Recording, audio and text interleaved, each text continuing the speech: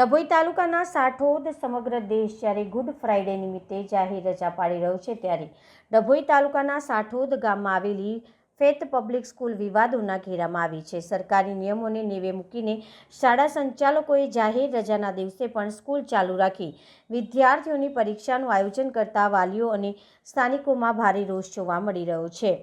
નિયમોનું સરેઆમ ઉલ્લંઘન કરી સામાન્ય રીતે ગુડ ફ્રાઇડે દરેક કેન્દ્ર રાજ્ય સરકાર દ્વારા જાહેર કરાયેલ ગેજેટ રજા છે।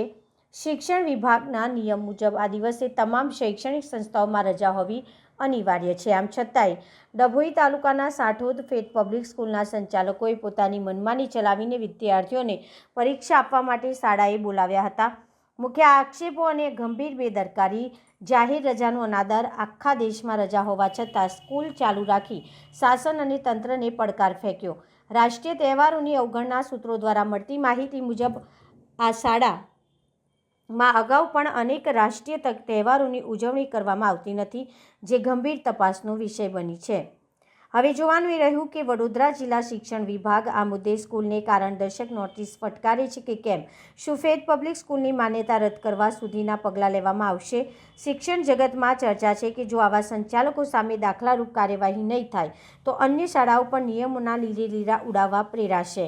સળગતા સવાલોમાં શું ફેથ પબ્લિક સ્કૂલ સરકારી નિયમોથી પર છે અને વિદ્યાર્થીઓને રજાના દિવસે માનસિક દબાણ આપી પરીક્ષા લેવી કેટલી યોગ્ય? રાષ્ટ્રીય તહેવારો ન ઉજવવા પાછળ સંચાલકોની માનસિકતા શું છે?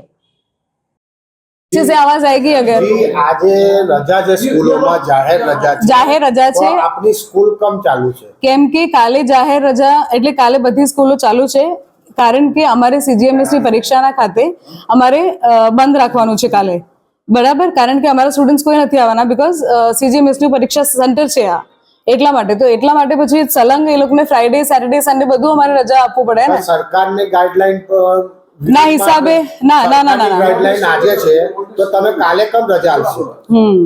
સરકારની ગાઈડલાઈન આજે છે રજાનો, તો એકચ્યુઅલી CGMS ની એક્ઝામ કાલે કેમ રજા આલીશું? એટલે સેન્ટર છે એટલે આપવું જ પડે, એ સરકારથી જ એ નિયમ છે કે જ્યારે સેન્ટર હોય ત્યારે બીજું કોઈ એક્ટિવિટી નહીં ચાલે, તો એટલા માટે રજા આપવું પડે। એટલે કાલે અમે એકચ્યુઅલ એક્ઝામ નથી રાખી શકતા સ્કૂલનું, ખબર પડી, એના લીધે અમે આજે આપ્યું।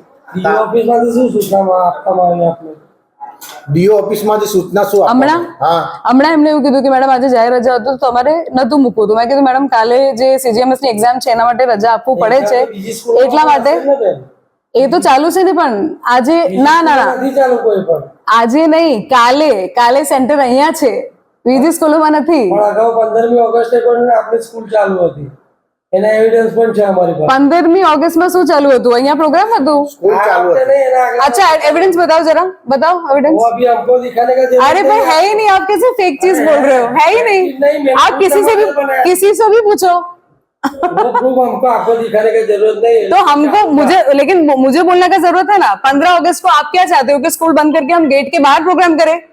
चालू था का क्या मतलब हुआ? चालू था, वही स्कूल चालू था का क्या मतलब हुआ? मैं वही सोच रही हूँ, मैं वही पूछ रही हूँ, पढ़ाई नहीं हुआ उस दिन। ऐसा नहीं है, सरकार ने आज गाइडलाइन दिया है, मैंने उसका तो आपको आंसर दे दिया। ठीक है, हाँ। तो आप सरकार के विरुद्ध में ही गए? नहीं, सरकार का विरुद्ध में नहीं गई हूँ मैं। एक्चुअली मैंने बोला ना कि कल जो एग्जाम है हमारा सेंटर, उसकी वजह से ही हमको आज ओपन रखना पड़ा, ये मेरा डिसीजन था। वो ऑफ कोर्स आई एक्सेप्ट कि क्या कर सकते हैं कि बच्चों को इतना रूल्स निकालेगा वो नहीं, ऐसा नहीं।